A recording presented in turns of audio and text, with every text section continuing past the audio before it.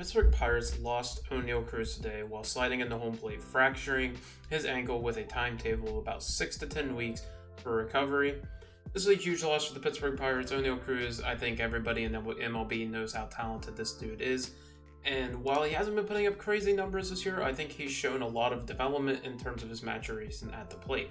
Yeah, like I said, not putting up huge numbers like you would hope or expect, but he has increased his walk rate while decreasing his strikeout rate significantly, and that is huge, and I would love to have seen him kind of continue that throughout the season, but things can't always go your way. So here we are. Who plays shortstop?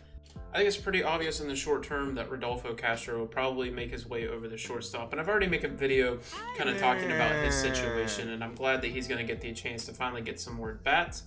But I wanted to talk about who I thought should make the roster based off of, there being another spot. And as I was making this, I saw that Mark Mathias had made the roster, and he was going to be one of my options, but, I'll go ahead and say he made the roster as that kind of replacement player. And I was kind of surprised he didn't make the roster out of spring training. He didn't have the greatest season last year with the Brewers, but whenever he made the move to Texas, he actually put together a really impressive slash line over the course of 74 at-bats. Over the course of the season, though, once you add it all together, he ended up with 91 plate appearances, ended up with a 133 OPS plus, 247 batting average, 319 on base, 506 slugging, 825 OPS. Again, not a great player, but it's a guy that they brought in. They clearly didn't see that they had a lot of middle infielders that they were too comfortable with. So I was surprised he didn't make the team out of spring training. They went with Ji-hwan Bae, which honestly to this point this year has looked like a good move. He's shown really good flashes and showed that, so far at least, that last year wasn't necessarily just a flash in the pan. But Mark Mathias, I'm glad he kind of gets his shot on the MLB roster. He showed great potential last year in his year 27 or age 27 season. Again, never going to be a starter long term, but definitely can be a plug and play guy moving forward with the team. Another player that I kind of thought, maybe could make a shot at the roster. He's on the 40-man. Tucupita Marcano had a terrible season last year whenever he made it to MLB.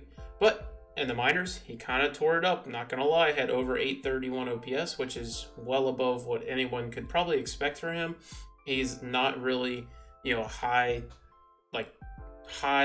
power type of guy. But yet he had a 443 slugging, which isn't terrible for his sort of, stat line.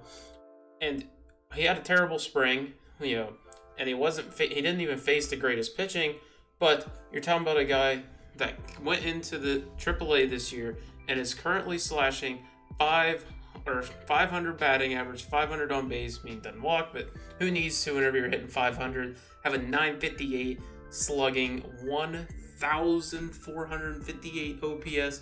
That is absurd for his kind of level. You got to take that for, what it's worth. He's only had 24 plate appearances, but, crushing the ball clearly early on in spring. I was kind of shocked they didn't. I'm sure they had a lot of conversations, but I was kind of shocked that they didn't give him another chance. He's a more developmental guy. Get him some time in the MLB. I understand he probably wouldn't, he wouldn't be in the starting role, but get him more time. See what you have here. I'm surprised they didn't go that route, seeing that Mark Mathias is a little bit older.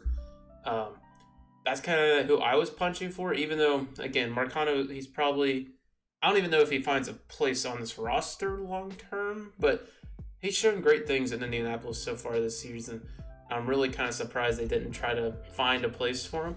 And I wanted to throw another little option on here, Lovo Progrero, who showed one start last season. He's on the 40-man. He is a top 10 prospect for the Pirates.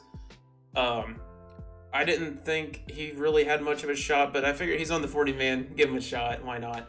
Talk about him a little bit. In his age 22 season, not doing great things in Altoona, and he really hasn't been for the last good bit of time. Since, 2019? He hasn't really, since before COVID, he hasn't really had a great season in the minor leagues. Greensboro had a 776 OPS. Went to Altoona in 2022, 692, came up to the MLB, like I said, for 1 year. And then just, again, struggling this year. He's never going to be like a super high, great bat, but he's just kind of a solid all-around guy. And he's really kind of just putting up disappointing results because you expect a guy at 22 years old, who's kind of one of your top 5, 6, 7 prospects to be kind of hitting at a better clip than a 368 OPS, albeit in 14 plate appearances. But you kind of expect him to be putting up better numbers than that, and he's just kind of not. So hopefully he can figure it out. Like I said, I didn't really think he had much of a shot at making the roster. Maybe if they really didn't feel that comfortable with Rodolfo Castro's defense there at short, that they would make this move. But I don't think he's ready. He's just on the 40-man, so I wanted to give him a shot in this video and kind of just generally talk about him. But Mark Matthews, he isn't the decision that I necessarily would have gone with, just because I like to get young guys, a chance to play. But I definitely think Mark Matthews should be on this roster and given a proper chance as well. Solid bat. He showed solid things last year. Hopefully he can continue to figure it out and continue to be a good solid bat and keep on this roster, moving forward, and doesn't show kind of what he showed in limited time in Milwaukee last season. Thank you guys for watching. Hope you guys enjoyed, and I'll see you in the next one.